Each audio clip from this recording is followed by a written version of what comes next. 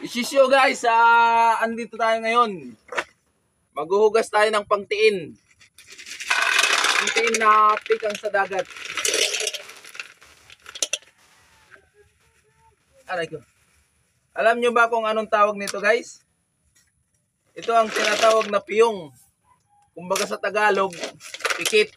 Pikit mata. Kung iaalay. Aw.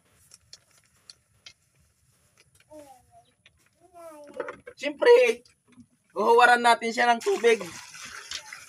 Yan, hinuwaran na natin. Tapos, kukurum-kurumusin natin siya para matanggal ang kanyang mga hugaw. Yan. Tapos, haunin natin. Siyempre, hugasan muna natin yung planggana. Yan, hinuwaran ko rin ng tubig. Hugasan din natin. Tapos, iuhuwad na natin yung tubig na pinagugasan. Yan.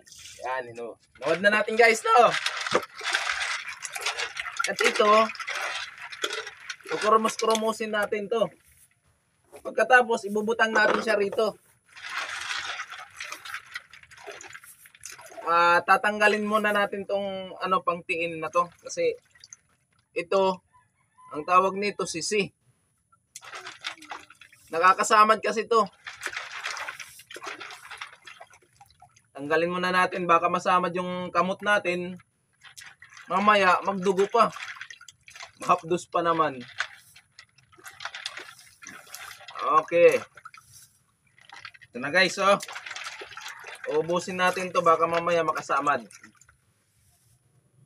Yun. At ito, kurumos-kurumusin pa natin. Mayroon pang nasasalin.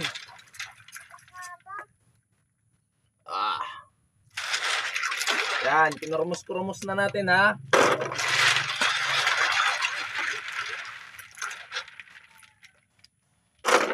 Alam nyo ba guys na kaya ako pumalit nito kasi siguro mga isang bulan na hindi ako nakakakain ng adobo nito.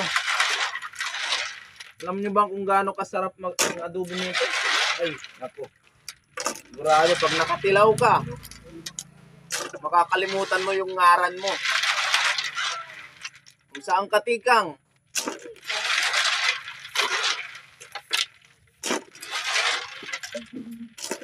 Ay, nice. Tatapos na natin hugasin to.